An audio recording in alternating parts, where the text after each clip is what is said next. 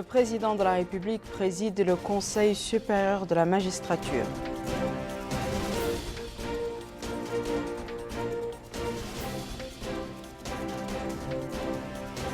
Le Premier ministre préside une réunion du comité interministériel chargé d'étudier les mesures à prendre pour assurer la sécurité des aliments et des produits destinés à la consommation. Le ministre de l'Intérieur et de la décentralisation décore au nom du président de la République des employés de son département.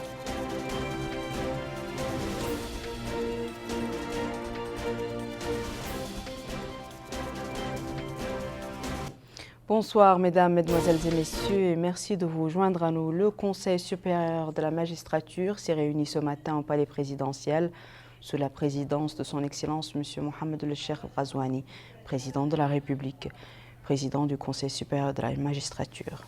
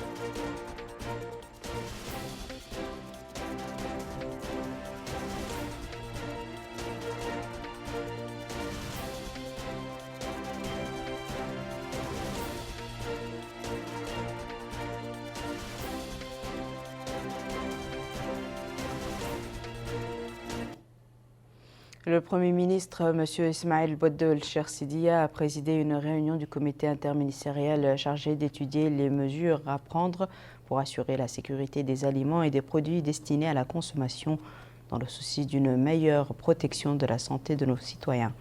Pour parvenir à cette fin, le comité interministériel s'est penché sur la définition d'une approche globale, cohérente et harmonisée visant la prise en charge optimale des opérations de certification, de contrôle et de régulation de nature à garantir la qualité et la sécurité sanitaire des denrées alimentaires et des différentes filières de transformation. Dans ce cadre, il a été décidé de créer dans les meilleurs délais possibles une agence avec un ancrage transversal appelée à capitaliser et à renforcer les dispositifs existants au niveau des différents secteurs, notamment ceux de la santé, de l'agriculture, de l'élevage et de la pêche. Le montage de cette agence devrait répondre aux normes et exigences scientifiques et techniques requises dans ce domaine. En reconnaissance au service rendu à la nation, 52 employés ont été décorés au nom du président de la République par le ministre de l'Intérieur et de la décentralisation, et ce à l'occasion de la célébration du 59e anniversaire de l'indépendance nationale. Aminata Khan. L'état-major de la garde nationale a abrité aujourd'hui la cérémonie de décoration des cadres du ministère de l'Intérieur et de la décentralisation, des membres de la garde nationale, de la police nationale, de la protection civile et du regroupement national pour la sécurité routière GGSR, et ce dans le cadre des festivités marquant la commémoration du 59e anniversaire de l'indépendance nationale. Une cérémonie qui a eu lieu en présence du ministre de l'Intérieur et de la décentralisation, Dr Mohamed Salem Ould Marzouk, marquée par la levée du drapeau national. Ensuite, le ministre a décoré le colonel Mohamed Lamine Ould Ahmedou Haïdat, directeur général de la Caisse de la Garde nationale, de l'officier de l'Ordre du Mérite national. Mohamed Soueidat, secrétaire général au ministère de l'Intérieur et de la décentralisation, a été décoré de la médaille de chevalier de l'Ordre du Mérite national. Mohamed Lamine Ould Belamash, Wali du Guidimara, a été décoré de la médaille de chevalier de l'Ordre du Mérite national. Mohamed Cheikh Soueidi Wali du Brakna a été décoré de la médaille de chevalier de l'Ordre du Mérite national. Le lieutenant-colonel El Hussein Cheikh D a été décoré de la médaille du chevalier de l'Ordre du Mérite national. Le lieutenant-colonel Mohamed El Khaled Hamoud Debou, chef service à l'hôpital militaire, a été décoré de la médaille de chevalier de l'Ordre du Mérite national. Le lieutenant-colonel Isselmou Mohamed Mahmoud a été décoré de la médaille de chevalier de l'Ordre du Mérite national et le commandant Ismaël Oul Mohamed Salem Al-Atiq, directeur de la sécurité régionale dans la wilaya de Nouakchott Sud, a été décoré de la médaille de chevalier de l'Ordre du Mérite national, ainsi que l'officier Salem Oul Naji Oul Havel a été décoré de la médaille de chevalier de l'Ordre du Mérite national. Ensuite, le ministre de l'Intérieur et de la décentralisation a décoré d'autres membres de la garde nationale, de la police et de la sécurité routière de la médaille d'honneur première classe, deuxième classe et troisième classe. La cérémonie de décoration a eu lieu en présence du directeur général de la sécurité nationale, des 3 walis de la wilaya de Nouakchott, du commandant adjoint de la garde nationale, du gouverneur de Ksar et d'un certain nombre de fonctionnaires au niveau du ministère de l'Intérieur et de la décentralisation. Début des travaux d'un atelier sur la planification stratégique et pédagogique organisé à Nouakchott. L'atelier est organisé par le ministère de l'Enseignement secondaire et de la formation technique et professionnelle pour les responsables des institutions de formation technique et professionnelle sur tout le territoire national. Le ministère de l'Enseignement secondaire et de la formation technique et professionnelle lance cette session de formation au profit des directeurs des établissements de formation technique et professionnelle et des directeurs d'études. Cette session de formation, qui est le fruit d'une coopération entre l'Union nationale du patronat mauritanien et le ministère, permettra de renforcer les capacités du personnel d'encadrement des établissements de formation technique et professionnelle afin d'offrir une formation de qualité en adéquation avec la stratégie quinquennale du département. Dans l'objectif de traduire la stratégie quinquennale, cette stratégie sur les 5 prochaines années que le ministère a déjà élaborée, la traduire un plan d'action pour l'ensemble des structures de formation. Donc l'objet est que l'engagement pris par son Excellence le Président de la République d'offrir 40 000 opportunités de formation aux jeunes Mauritaniens pendant le quinquennat, que cet objectif se traduit dans le cadre des plans d'action de l'ensemble des établissements de formation et que chaque établissement sache dès à présent quelle est la part qui lui revient dans la réalisation de cet objectif, tout en ayant en priorité une réponse adéquate à la demande du marché de l'emploi. Et c'est pourquoi la présence du président du patronat mauritanien à nos côtés aujourd'hui est une présence très importante pour nous. Il appartiendra aux entreprises mauritaniennes, suivant les mécanismes qui vont être mis en place, d'identifier leurs besoins en formation et d'appuyer le système de formation. Le président de l'Union nationale du patronat mauritanien, Mohamed Zain Al-Abidine Ould Cheikh Ahmed, a affirmé que la formation technique et professionnelle offre plusieurs débouchés, en ajoutant que le marché de l'emploi a besoin d'une main-d'œuvre qualifiée. Il a réitéré que l'Union donnera la priorité à la main-d'œuvre locale. Les participants à cet atelier ont pu suivre des exposés détaillés qui ont comporté les grandes lignes du plan quinquennal du ministère en matière de formation technique et professionnelle. Autre décoration aujourd'hui, celle effectuée par le ministre de l'Enseignement supérieur, de la Recherche scientifique et des technologies de l'information et de la communication, Dr Sidi Salem, qui a décoré au nom du président de la République, M. Jibril Béchirou Sall, chef de service des infrastructures, M. Hassan Oul-Houibib, qui ont tous deux été décorés de la médaille de chevalier de l'Ordre du Mérite national. Le ministre a également décoré de la médaille d'honneur première classe, Messieurs Cher Omar, directeur de l'administration électronique, Monsieur Didier Mohamed Lemine, chef du service de la sécurité informatique. La cérémonie s'est déroulée en présence de la secrétaire générale du ministère, Madame Aïssata Diallo, entourée de certains de ses collaborateurs. 25 femmes guéries de la fistule obstétricale se sont vues disponibiliser une allocation financière destinée à les aider à s'intégrer dans la vie active. Cette infirmité atteint de nombreuses femmes lors d'un accouchement difficile. Malika Naqli.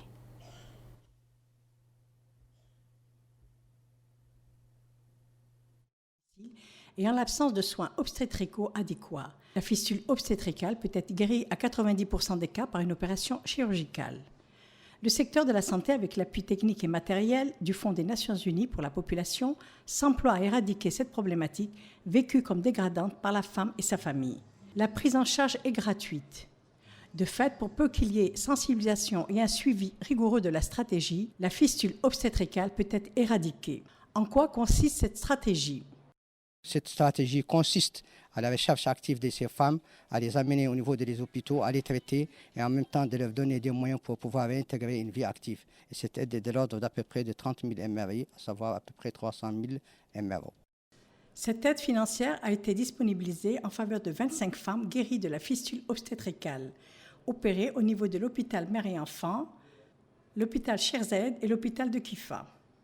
Le secrétaire général du ministère de la Santé, M. Mohamed Salim Ould-Bouhadda, a expliqué la situation particulière à laquelle font face des centaines de milliers de femmes et de filles à travers le monde suite à leur atteinte par les fistules obstétricales, alors qu'elles sont dans la plupart des cas pauvres, ce qui les empêche de disposer du traitement médical approprié et avec la célérité requise. Il a ajouté que le département de la Santé s'emploie à mettre en œuvre une stratégie constructive pour éradiquer cette problématique et prendre en charge gratuitement le traitement des femmes touchées avec l'appui technique et matériel du Fonds des Nations Unies pour la population. Il a souligné que la stratégie subventionnée est partie intégrante des engagements du président de la République visant à fournir des services de santé de haute qualité à tous les citoyens, en particulier aux groupes vulnérables de la population. La sensibilisation de l'opinion nationale est cruciale pour venir à bout de cette pathologie qui est pourtant évitable. Cette infirmité est pourtant évitable seulement par le fait de repousser l'âge à la première grossesse, de mettre fin aux pratiques traditionnelles néfastes à la santé de la mère et de l'enfant, telles que les mutilations génitales féminines, et de permettre aux femmes d'avoir accès en temps voulu à des soins obstétricaux de qualité, de donner aux femmes mariées l'information et les moyens d'espacement des naissances. La fistule obstétricale peut être guérie. Le problème majeur qui se pose à cela est tout d'abord le manque d'informations, car nombreuses sont les femmes souffrant de cette lésion qui ne savent pas qu'elles peuvent en guérir, qui n'ont pas accès aux établissements hospitaliers où se pratique cette opération chirurgicale, qui met au banc de la société plus de 2 millions de femmes en Afrique subsaharienne et en Asie. Nouakchott a abrité aujourd'hui les travaux d'un atelier national de la revue de l'étude portant sur la préparation du projet de loi portant sur le principe qui pollue paye. Cette rencontre est organisée par le ministère de l'Environnement et du Développement durable et la Banque mondiale dans le cadre du projet régional de protection du Sahel en Afrique de l'Ouest. Découvrons les objectifs de cet atelier avec Abdullah Damaba. Enrichir les discussions dans le cadre de la mise en place du projet de loi du principe pollueur-payeur, renforcer le cadre et l'arsenal juridique du ministère de l'Environnement et du Développement durable, pallier aux impacts liés à la pollution sur l'environnement et le milieu, tels sont en somme les objectifs de cet atelier national portant sur le principe du projet de loi pollueur-payeur. Plusieurs représentants de certains départements ministériels concernés prennent part à ces rencontres, dont ceux du ministère du pétrole, de l'énergie et des mines, du département des pêches. Le principe pollueur-payeur va permettre à l'ensemble des utilisateurs des ressources naturelles d'appliquer le principe qui est inscrit déjà dans l'article 6 de la loi cadre sur l'environnement. Et ce projet de loi aujourd'hui vient pour renforcer l'arsenal juridique du ministère de l'Environnement en termes de pénalités et en termes de procédures pénales pour le principe pollueur-payeur. Nous avons assisté à des années où il y a une forte pression sur les ressources naturelles dans les milieux marins, dans différents milieux. Donc cette loi vient de donner en quelque sorte le soubassement ou le cadre juridique essentiel à mettre en œuvre pour le ministère de l'Environnement en termes d'application de tout principe de pollution. Le secrétaire général du ministère de l'Environnement et du Développement durable, Mahdi Ould Taleb, a indiqué que les activités industrielles, minières et d'orpaillage constituent des secteurs qui, dit-il, utilisent des produits chimiques, ce qui est accompagné de plusieurs types de pollution qui, indique-t-il, affectent négativement l'environnement. Il a par ailleurs affirmé que le département de l'Environnement et du Développement durable considère le développement d'un cadre juridique comme une priorité afin de permettre à ce secteur de jouer pleinement son rôle dans le cadre de la protection de l'environnement. Les participants à cet atelier ont suivi plusieurs présentations liées à la conception de ce projet de loi et les différents types de pollution. Parlons à présent de politique. Le Conseil national pour l'Union pour la République a tenu hier soir au centre des conférences de Nouakchott des assises pour l'élection du bureau exécutif du parti. C'est en présence du Premier ministre, M. Ismail Bouaddoul Chersidia. Compte rendu d'Abdelrahman Hamad. À sa première session ordinaire, le Conseil national de l'Union pour la République, IPR, a élu hier soir les membres du Conseil exécutif du parti en présence du Premier ministre M. Ismail Bouaddoul Chersidia. Ce bureau exécutif se compose de 31 membres, dont des membres de droit, qui sont le président du parti et ses 5 adjoints, la présidente de la Commission nationale des femmes et le président de la Commission nationale des jeunes. Quant aux 23 membres restants, ils sont élus et parmi lesquels les secrétaires exécutifs sont élus. Clôturant les travaux du Congrès, le président de l'IPR, M. Sidi Mohamed Ould Taleb Amar, a indiqué que parmi les priorités du parti, l'organisation de vastes campagnes de sensibilisation sur les importants résultats du deuxième congrès ordinaire du parti et ses recommandations. Il a félicité l'assistance pour sa participation à la redynamisation du parti eu égard aux larges compétences prévues par ces textes, notamment la révision et l'adoption du règlement intérieur, l'élection de son bureau exécutif, afin de lui permettre de mener à bien sa mission. M. Sidi Mohamed Ould Taleb Amar a aussi précisé que la formation occupera une bonne partie des activités au cours de la prochaine période, afin que toutes les instances et différents responsables du parti s'acquittent convenablement de leur mission, tout en sachant que leurs actions seront récompensées en fonction du principe de la récompense et de la sanction. Notre parti a besoin des efforts de tous ses adhérents, envie de mettre en valeur toutes les énergies et les capacités pour atteindre nos ambitieux objectifs, a-t-il dit. Le président de l'IPR a enfin révélé que le bureau exécutif va s'atteler après son élection à l'élaboration d'un ambitieux plan d'action à la mesure de l'action visant la redynamisation du parti. Un don de 10 000 têtes de moutons a été réceptionné aujourd'hui au port autonome de Nouakchott. Ce don entre dans le cadre des relations exemplaires unissant notre pays au Royaume d'Arabie Saoudite. Le don a été réceptionné par le wali de Nouakchott Sud et le chargé d'affaires de l'ambassade, Aminata Khan. Plus de 10 000 têtes de moutons ont été réceptionnées aujourd'hui au port autonome de Nouakchott par le wali de la wilaya de Nouakchott Sud, Mohamed Al-Hassan ou Mohamed Saad, ce qui constitue un don du royaume de l'Arabie Saoudite à notre pays. Supervisant la cérémonie, le wali de la wilaya de Nouakchott Sud a d'emblée remercié le royaume d'Arabie Saoudite pour ce don, soulignant la solidité des liens unissant nos deux pays. Lui succédant, le représentant du Royaume d'Arabie Saoudite dans notre pays est longuement revenu sur les relations de fraternité unissant nos deux pays. Le représentant de la Banque islamique de développement a déclaré à notre micro que ce don entre dans le cadre de l'apport des autorités saoudiennes afin de venir en aide aux pays musulmans. Il a conclu en déclarant que 720 000 moutons ont été distribués aux pays musulmans et que la Mauritanie a bénéficié de cette aide grâce à la solidité des relations de coopération et les relations d'amitié et de fraternité qu'elle partage avec le Royaume d'Arabie Saoudite. Des frères siamois sont partis aujourd'hui sur Riyad où ils vont bénéficier des soins de l'œuvre de bienfaisance et de la fondation du roi Salman Ben Abdelaziz pour la santé et l'entraide. Sur place, ils bénéficieront d'une opération chirurgicale. Abdullah Damaba. Cet avion médicalisé sur le tarmac de l'aéroport international de Nouakchott Tounsi s'achemine en direction de Riyad. Il a en son bord 2 enfants siamois, Mohamed et Vadila, nés il y a de cela 5 mois. Ces derniers doivent subir une intervention chirurgicale au niveau de l'hôpital du roi Abdelaziz, spécialisé dans le cadre de pareilles interventions.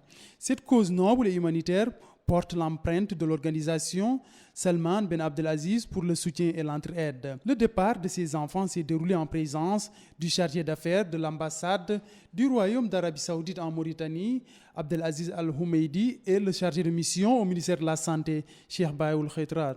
Ce dernier a affirmé qu'ils sont venus aujourd'hui pour accompagner le départ de ces enfants, ce qui, dit-il, constitue une œuvre grandiose.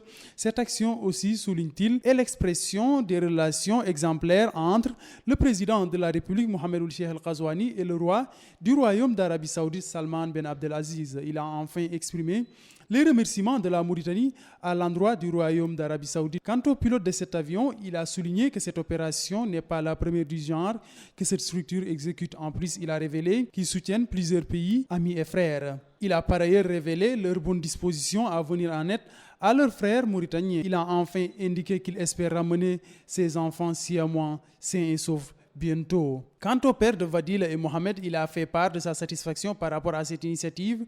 Il a vivement remercié le gouvernement mauritanien ainsi que l'organisation du roi Salman pour cet avion et les soins qui vont être prodigués à ses enfants. Cap sur Mbout, où se déroule la deuxième édition du festival Nefara, organisé par l'initiative El Fawz Oul Najah. Ce festival vise à promouvoir cet instrument musical et à le faire connaître aux populations. Retour Abdelrahman Hamad.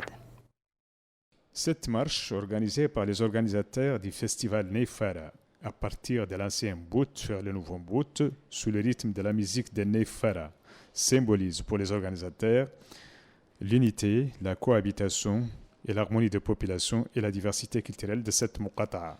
Arrivé à la place du festival, les festivités de la deuxième édition du festival Nefara ont débuté en présence des autorités administratives et des élus locaux. Ouvrant les travaux de ce festival, le Hakam Moussa'id de la Muqata'a d'Mbout, M. Cheikh Ahmed Ould Mohammed, a remercié les invités du festival pour avoir participé à cet événement exceptionnel qui, selon lui, converge avec les objectifs généraux du ministère de la Culture et de l'Artisanat et des relations avec les parlements, louant ce festival culturel qui vient après 3 mois de la clôture d'un autre festival culturel dans la même muqata'a. Selon le président du festival Nefara, M. Sid Ahmed Ould Ahmed Ghali, le festival a pour objectif de dépoussiérer cet instrument musical qui fait partie du folklore mauritanien et qui reflète la richesse de notre patrimoine culturel. Plusieurs intervenants se sont succédés à la tribune pour louer l'organisation de ce festival qui présente un patrimoine culturel de la Muqata'a d'Mbout qui renforce la cohésion sociale et la cohabitation des populations d'Mbout.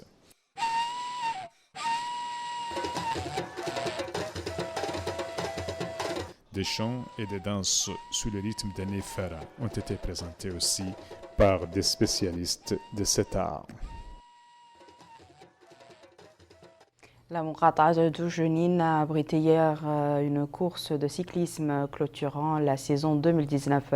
Cette course est organisée par la Ligue de cyclisme de la wilaya de Nouakchott-Nord. Rabia Deda. 50 cyclistes juniors et cadets participent à cette course de cyclisme organisée par la Ligue de cyclisme de Nouakchott-Nord.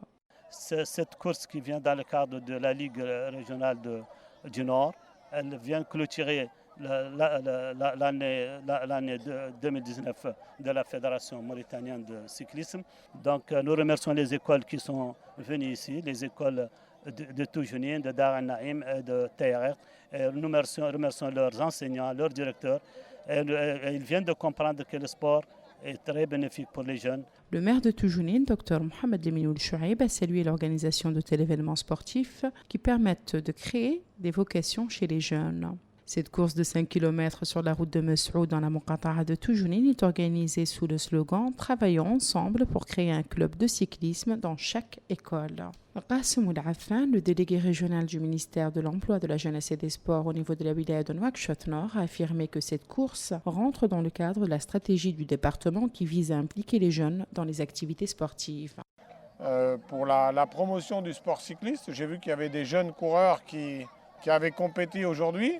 De tout jeunes coureurs, je trouve que c'est une belle initiative qui peut donner goût à ces jeunes coureurs, qui peut leur donner l'envie de pratiquer le cyclisme et demain peut-être être des futurs vainqueurs du Tour de Mauritanie. Plusieurs prix ont été distribués aux jeunes cyclistes qui se sont distingués lors de cette course. Des prix ont été distribués aux personnes qui contribuent à l'essor de ce sport olympique au niveau de la wilaya de Nouakchott Nord. La clôture de la saison de judo 2019 a été marquée par la participation de plusieurs équipes de Nouakchott et de l'intérieur. Au cours de la cérémonie, les juniors et les cadets se sont vus remettre des médailles. Bokar là-bas. Club de fin de la saison de judo. 40 équipes venant des wilayas de Nouakchott et celles de l'intérieur du pays avaient participé à la compétition. Une clôture marquée par une série de démonstrations. En d'autres termes, les judokas se sont mis à l'épreuve, ou plutôt en action, en faisant appel au corps, aux qualités physiques et à l'efficacité en combat. Pour le président de la Fédération mauritanienne de judo, Moulay Mohamed ou Moulay Abdallah, des efforts ont été consentis pour représenter de la meilleure manière le pays sur la scène internationale, insistant sur l'importance de l'esprit sportif, en particulier dans les arts martiaux. Il a en outre loué l'attention qu'accordent les pouvoirs publics pour ce genre d'activité.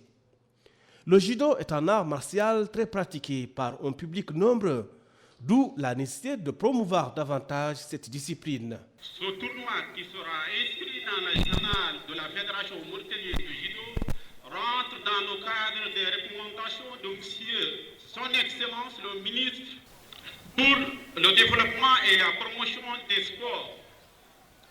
Le judo est déclaré par l'UNESCO en décembre 2015 comme meilleur sport d'éducation pour les jeunes de 4 à 21 ans.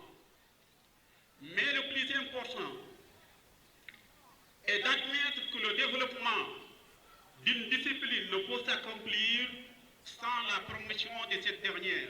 La cérémonie de clôture a été marquée par la remise de médailles aux judokas qui se sont le plus illustrés dans les catégories cadets et juniors durant la saison 2019. Voici à présent, mesdames et messieurs, le rappel des titres. Le président de la République préside le Conseil supérieur de la magistrature.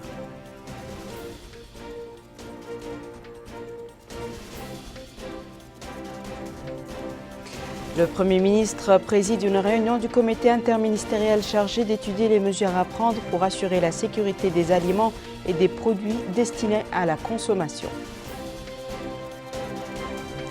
Le ministre de l'Intérieur et de la décentralisation décore au nom du président de la République des employés de son département.